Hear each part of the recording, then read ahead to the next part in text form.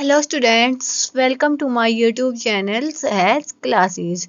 Today we will discuss the topic bond parameters of chemical bonding. कि आज जो 11th class की unit है केमिकल बॉन्डिंग, उसमें जो बॉन्ड के जो पैरामीटर होते हैं उनको हम वन बाय वन डिस्कस करेंगे। ठीक है, तो आज का टॉपिक अपना क्या है? Bond parameters.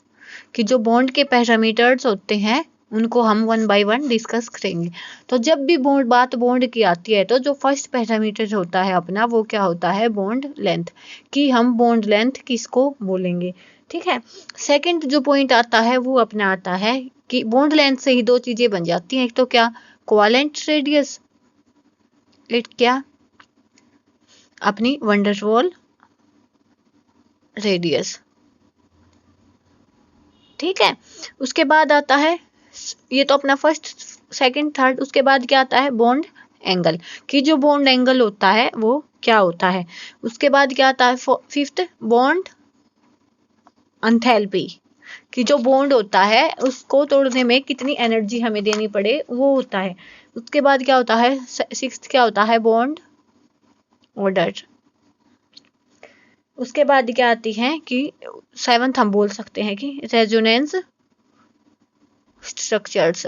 कि जो रेजोनेंस स्ट्रक्चर की वजह से कि जो बॉन्ड होता है उसका जो कैरेक्टर्स होता है वो कैसे चेंज होता है। ठीक है, तो सबसे पहले हम किसको डिस्कस करेंगे कि बॉन्ड लेंथ क्या होती है? Bond length,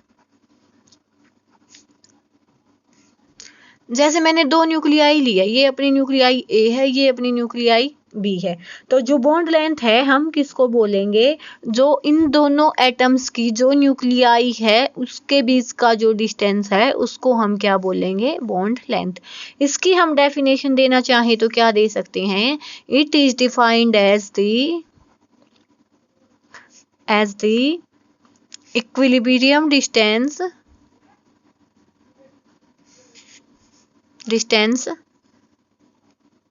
between the nuclei of two bonded atoms, between the nuclei of two bonded atoms।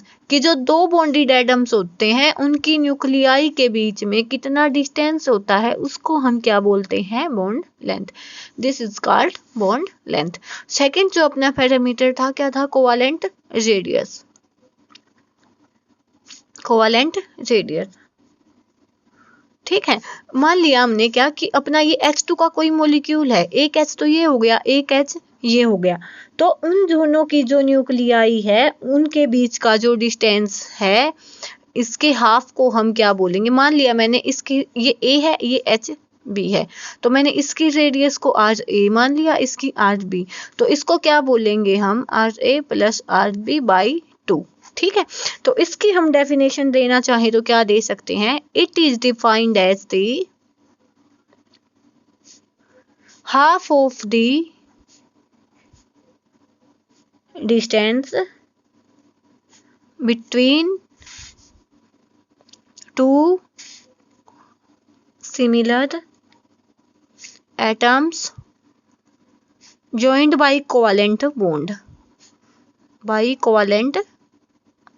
bond in same molecule। कि एक ही जो मोलिक्यूल होगा H2 का सेम मोलिक्यूल है, इनके बीच में जो एटम्स के न्यूक्लियाई के बीच में जो डिस्टेंस है उसका जब हम हाफ ले लेंगे तो उसको हम क्या बोलेंगे? Covalent radius. तो अपना बॉन्ड लेंथ हो गया, कोवेलेंट रेडियस हो गया। अब क्या है? Van der Waals radius. इन दोनों में इतना सा ही डिफरेंस है कि जब हम कोवेलेंट को लेके चलते हैं तो सिंगल मॉलिक्यूल की बात होती है, लेकिन जब हम वंडरवॉल रेडियस को लेके चलेंगे तो ये दो मॉलिक्यूल्स के बीच में होगी। जैसे अपना एक H का ये मॉलिक्यूल है, H2 का, एक ये नेक्स्ट वाला मॉलिक्यूल है। अब इन दोनों के बीच के डिस्टेंस को जब हम हाफ कर देंगे तो वो अपनी क्या आ जाएगी? वंडरवॉल रेडियस आ जाएगी। कहने का मतलब क्या? कोवेलेंट में तो सिंगल मॉलिक्यूल है, इसमें हम दो मॉलिक्यूल्स लेंगे, टू डिफरेंट मॉलिक्यूल्स। तो यहाँ पे हम इसकी डेफिनेशन देना चाहिए तो क्या आएगी? It is defined as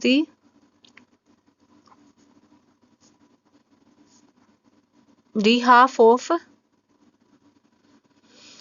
distance between two similar atoms in separate molecules, कि जो अलग अलग मोलिक्यूल्स होंगे सेम एटम्स के, उनके बीच के डिस्टेंस को हम क्या कहते हैं, वन डेर वाल रेडियस।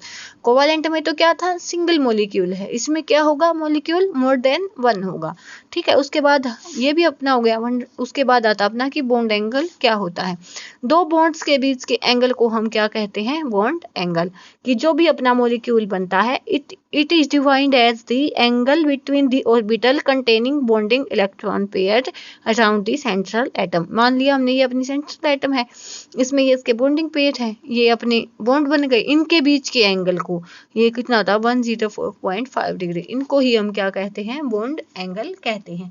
ठीक है, उसके बाद आता है बॉन्ड एंथैल्पी। बॉन्ड एंथैल्पी को क्या हो, बॉन्ड एंथैल्पी में क्या आएगा कि 1 मोल हम जब ले लें किसी भी एटम का, किसी भी जो 1 मोल होगा ना, उसमें 1 मोल बॉन्ड्स तोड़ने हमने किसी भी मॉलिक्यूल्स में, तो उसके लिए हमें कितनी एनर्जी देनी पड़ेगी। जैसे मान लिया मैंने H2, तो इसको इसके गैसियस एटम्स में बदलने के लिए मैंने कितनी एनर्जी दी है, उसको हम क्या बोलते हैं, बॉन्ड एंथैल्पी बोलते हैं। ठीक है, ऐसे ही मैंने O2 का ले लिया, इसमें भी क्या होगा, ये किस में टूटेगा, O गैसियस में, प्लस में O गैसियस में, तो इसके लिए कितनी होती है 498 किलो जूल पर मोल। ठीक है, ये तो क्या सिंपल बॉन्ड एंथैल्पी। जैसे मैंने अब H2O का मोलिक्यूल ले लिया, उसको हम तोड़े तो वो पहले किस में टूटेगा, H प्लस में, OH में। उसके बाद हमें जो OH है उसको आगे तोड़ना होता है H प्लस O में, ये किस में टूटेंगे, गैसियस मॉलिक्यूल्स में। ठीक है, तो इन दोनों के लिए जो एनर्जी होगी, उसको, इन दोनों की जो एनर्जी होगी किसी भी मॉलिक्यूल की, जब हमें ऐसे स्टेप वाइज एनर्जी निकालनी हो, तो उसको हम क्या बोलते हैं,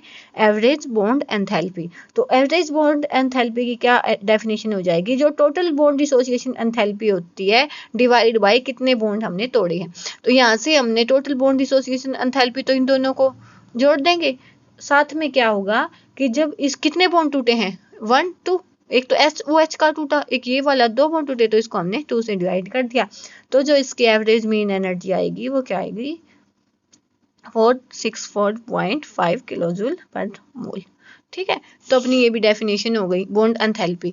अब क्या होता है, बॉन्ड ऑर्डर क्या होता है। बॉन्ड ऑर्डर को हम डिफाइन करना चाहें तो क्या होगा कि जैसे मैंने बॉन्ड ऑर्डर मतलब दो मॉलिक्यूल्स के बीच में कितने बॉन्ड कंबाइन है। मान लिया मैंने ये ले लिया CC, ऐसे मैंने C+C, तो C+C, तो इस केस में क्या होगा कि इसका बॉन्ड ऑर्डर 1 है, इसका बॉन्ड ऑर्डर 2 है, इसका बॉन्ड ऑर्डर 3 है। अब देखो, ये एक तो सिंगल बॉन्ड से कनेक्ट है, एक डबल बॉन्ड से है, एक ट्रिपल बॉन्ड से है। तो क्या होगा कि जितना ज्यादा बॉन्ड होते चले जाएंगे, उतने ही ज्यादा उसकी मतलब वो जो स्ट्रॉन्ग होता चलेगा बॉन्ड, तो जो बॉन्ड ऑर्डर होगा वो किसके डायरेक्टली प्रोपोर्शनल होगा, उसकी स्ट्रेंथ के। ठीक है, और इन्वर्सली किसके होगा, उसकी लेंथ के। इन्वर्सली क्यों होगा लेंथ के, बिकॉज कि जितना छोटा बॉन्ड होगा उसको तोड़ना उतना ही मुश्किल होगा, जितना लंबा बॉन्ड होगा उसको हम इजीली तोड़ सकते हैं। तो इसलिए जो बॉन्ड ऑर्डर होगा वो बॉन्ड स्ट्रेंथ के तो डायरेक्टली होगा और बॉन्ड लेंथ के इन्वर्सली प्रोपोर्शनल होगा। ठीक है, अब हम चलते हैं रेजोनेंस स्ट्रक्चर्स पे। देखो, हमने रेजोनेंस में क्या देखा था कि जैसे हमने O3 का मॉलिक्यूल लिया है, तो उस केस में हमने O का कैसे डिफाइन किया था कि ठीक है, एक O की तो अपनी ऐसी बॉन्डिंग हो चुकी थी, ऐसे एक ने क्या किया था, अपने ऐसे डोनेशन दे दिया था बाई कोऑर्डिनेट बॉन्ड। अब ये तो इस केस में है, इस केस में हम ये भी बोल सकते हैं कि ये ऐसे चला गया और जो ये कोऑर्डिनेट बॉन्ड बना है वो इस वाले मॉलिक्यूल से मिला होगा। बोल सकते हैं हम कि हो सकता है भाई ऐसे हो, ऑक्सीजन मॉलिक्यूल तो सेम ही है, तो ये भी हो सकता है। तो इस केस में क्या होगा, एक केस में तो क्या है कि एक तो O की सिंगल बॉन्ड है, एक O डबल बॉन्ड O है, तो इसकी जो बॉन्ड लेंथ होती है वो कितनी होती है 148, और इसकी जो बॉन्ड लेंथ होती है वो होती है 121। तो इस केस में हम क्या बोल सकते हैं कि या तो इसकी बॉन्ड लेंथ होनी चाहिए, एक O की तो है, O सिंगल O की तो 148 आई है, O डबल बॉन्ड O की 121 आई है, तो इनकी बॉन्ड लेंथ इतनी होनी चाहिए। लेकिन जब हम इसकी एक्सपेरिमेंटली फिक्स्ड वैल्यू देखते हैं ओजोन मॉलिक्यूल्स की, तो वो कितनी होती है, वो होती है 128 पिकोमीटर के, मतलब सिंगल से तो कम और जो डबल बॉन्ड वाली से ज्यादा। तो मतलब क्या होता है, इसमें पार्शियल डबल बॉन्ड कैरेक्टर होता है, तो इसके जो बॉन्ड लेंथ है उसको हम ऐसे दिखाते हैं। तो इसकी डेफिनेशन बोलना चाहें तो हम क्या होगा कि जब सिंगल यू स्ट्रक्चर होगी वो उसकी मॉलिक्यूल की जो ज्योमेट्री है उसको एक्यूरेटली डिफाइन नहीं करेगी, तो उस केस में हम क्या बोलेंगे, उसकी रेजोनेंस स्ट्रक्चर लेंगे, जिसको हम क्या बोलते हैं, रेजोनेंस हाइब्रिड बोलते हैं। ठीक है, तो अपने ये टॉपिक हो गए जो बॉन्ड के जो पैरामीटर्स होते हैं। अब आप इनके स्क्रीनशॉट लेना चाहे तो ले सकते हैं। सबसे पहला क्या था, बॉन्ड लेंथ की। बॉन्ड लेंथ क्या बोलेंगे हम, दो एटम्स लिए हमने सेम मॉलिक्यूल में, उनके बीच को गैप को क्या बोलते हैं हम, बॉन्ड लेंथ। ऐसे कोवेलेंट रेडियस में क्या था कि उसका हाफ हो जाएगा, दो एटम्स के बीच के डिस्टेंस का हाफ हो जाएगा सेम मॉलिक्यूल में। ठीक है, आप इसका स्क्रीनशॉट लेना चाहे तो ले सकते हैं। ऐसे ही हम यहाँ पे देखें तो वन रोल में क्या था कि दो मॉलिक्यूल्स अलग अलग हो जाएंगे। ऐसे हमने बॉन्ड एंगल भी देख लिया, ऐसे हमने बॉन्ड एंथैल्पी भी देख लिया कि एक बॉन्ड को तोड़ने में कितनी एनर्जी हमें देनी पड़ेगी, उसको हम क्या बोलेंगे, बॉन्ड एंथैल्पी बोलेंगे। तो हमने ये यहाँ से देख लिया, आप चाहे तो इसका स्क्रीनशॉट ले सकते हैं। ऐसे ही हमने क्या देख लिया कि जो मीन एवरेज एनर्जी कैसे होगी कि पहले जो H2O मॉलिक्यूल है वो HOH में टूटेगा, उसकी इतनी है, उसके बाद OH HO में टूटेगा, इसकी इतनी है। तो एवरेज मीन बॉन्ड एंथैल्पी कितनी होगी, दोनों का सम डिवाइड बाई 2। ऐसे ही हमने क्या देखा कि बॉन्ड ऑर्डर क्या होता है कि जितने बॉन्ड्स बने हैं दो एटम्स के बीच में एक मॉलिक्यूल्स में, 1 है तो 1, 2 है तो 2, 3 है तो 3। और जब भी बॉन्ड ऑर्डर बढ़ेगा तो बॉन्ड लेंथ घटेगी और बॉन्ड स्ट्रेंथ बढ़ेगी। उसके बाद क्या था, रेजोनेंस स्ट्रक्चर। तो इसमें एक सिंगल बॉन्ड है, एक डबल बॉन्ड है, तो इसकी बॉन्ड लेंथ चाहे तो इतनी होनी चाहिए थी, चाहे तो इतनी, लेकिन जो इसकी बॉन्ड लेंथ होती है दोनों के बीच में होती है 128 पिकोमीटर। तो ऑक्सीजन बॉन्ड्स होती है, उनके बीच की सिंगल व डबल बॉन्ड के बीच की इंटरमीडिएट बॉन्ड लेंथ होती है। तो इसके लिए हम क्या बोल सकते हैं कि जब कोई भी सिंगल स्ट्रक्चर है वो नहीं डिफाइन कर सकती मॉलिक्यूल को अच्छे से, तो उस टाइम पे हम उसकी सिमिलर एनर्जी की अलग अलग जो उसके स्ट्रक्चर्स हैं वो बना के देखते हैं, जिनको हम क्या बोलते हैं, हाइब्रिड स्ट्रक्चर्स। ठीक है, तो आप इसका स्क्रीनशॉट लेना चाहे तो ले सकते हैं। तो आज के लिए इतना काफ़ी है, कल मिलते हैं एक नई वीडियो के साथ। Thanks for watching.